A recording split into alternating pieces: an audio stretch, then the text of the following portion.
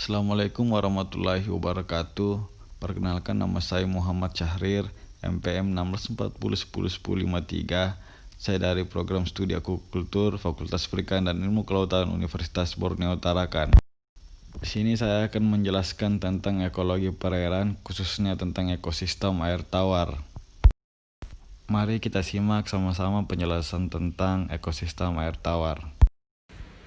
Pengertian ekosistem air tawar sendiri merupakan ekosistem dengan habitatnya yang sering digenangi air tawar yang kaya akan mineral dengan pH sekitar 6. Kondisi permukaan air tawar tidak selalu tetap, ada kalanya naik, turun atau mengering. Salah satu contoh yaitu danau merupakan salah satu bentuk ekosistem perairan tawar yang ada di permukaan bumi. Secara fisik, danau merupakan suatu tempat yang luas mempunyai air tawar yang tepat, jernih atau beragam, dengan aliran tertentu dengan keberadaan tumbuhan air terbatas. Hanya di pinggir danau. Dalam ekosistem danau terdapat faktor abiotik dan biotik, atau produsen dan konsumen pengurai, yang membentuk suatu hubungan timbal balik dan saling mempengaruhi. Selanjutnya yaitu ciri-ciri ekosistem air tawar. Ada 6 diantaranya. Yang pertama, kadar garam atau salinitas yang sangat rendah, bahkan lebih rendah dari kadar garam protoplasma organisme akuatik. Kemudian yang kedua, variasi suhu sangat rendah. Yang ketiga, penetrasi cahaya matahari kurang. Keempat, dipengaruhi oleh iklim dan cuaca. Kelima, macam tumbuhan yang terbanyak adalah jenis ganggang, sedangkan lainnya tumbuhan biji. Dan yang keenam, hampir semua filum hewan terdapat dalam air tawar. Organisme yang hidup di air tawar pada umumnya telah beradaptasi. Berikutnya adalah macam-macam ekosistem air tawar. Ekosistem air tawar digolongkan menjadi 2, yaitu air tenang atau lentik dan air mengalir atau lontik. Termasuk ekosistem air tenang adalah danau dan rawa. Termasuk ekosistem air mengalir adalah sungai. Danau merupakan salah satu badan air yang mengenang dan luasnya mulai dari beberapa meter persegi hingga ratusan meter persegi.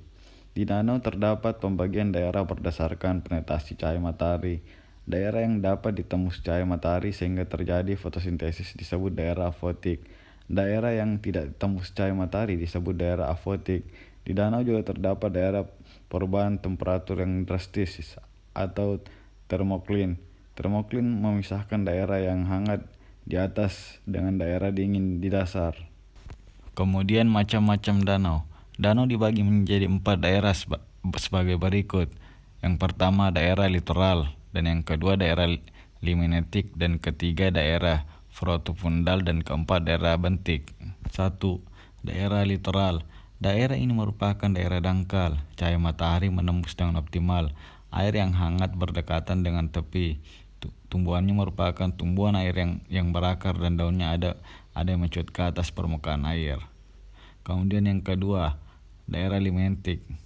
Daerah ini merupakan daerah air bebas yang jauh dari tepi dan masih dapat ditembus sinar matahari. Daerah ini dihuni oleh berbagai fitoplankton termasuk ganggang dan cyanobacteria. Ganggang berfotosintesis dan berproduksi dengan kecepatan tinggi selama musim panas dan musim semi.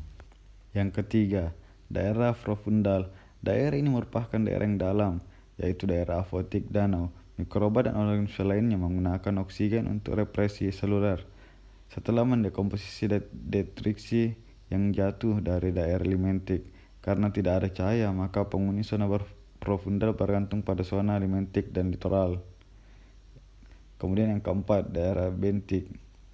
Daerah ini merupakan daerah dasar danau, tempat terdapatnya bentos dan sisa organisme mati. Selanjutnya adalah sungai atau lontik. Sungai adalah suatu badan air yang mengalir ke suatu arah. Air sungai dingin dan jernih serta mengandung sedikit sedimen dan makanan. Aliran air dan gelombang secara konstan memberikan oksigen pada air. Suhu air bervariasi sesuai dengan ketinggian dan garis lintang. Komunitas yang berada di sungai berbeda dengan danau. Air sungai yang mengalir deras tidak mendukung keberadaan komunitas plankton untuk berdiam diri karena akan terbawa arus. Sebagai gantinya terjadi fotosintesis dari ganggang yang melekat dan tanaman berakar sehingga dapat mendukung rantai makanan. Dan yang terakhir adalah perubahan ekosistem dan dampak lingkungan. Kegiatan manusia dan bencana alam dapat menyebabkan perubahan suatu ekosistem. Bencana alam seperti letusan gunung berapi dan gempa bumi merupakan suatu yang berada di luar kendali manusia. Namun kegiatan manusia seperti tindakan pencemaran dan eksploitasi yang berlebihan terdapat sumber daya alam, secara langsung atau tidak langsung akan menyebabkan terjadinya perubahan ekosistem. Perusakan terhadap habitat suatu komunitas akan secara langsung mengubah ekosistem pada habitat tersebut. Sebagai contoh, eksploitasi ikan di danau atau sungai dengan menggunakan bahan peledak, arus listrik atau bahan beracun berakibat rusaknya habitat komunitas di danau, sungai, dan selanjutnya menyebabkan terjadinya perubahan ekosistem dan penurunan keanekaragaman hayati. Itulah tadi penjelasan dari saya, penjelasan singkat tentang ekosistem air tawar. Semoga bermanfaat untuk kita semua, dan mohon maaf apabila terdapat banyak kekurangan dan kesalahan dalam video. Sekali lagi saya minta maaf. Saya akhiri, wassalamualaikum warahmatullahi wabarakatuh. Terima kasih.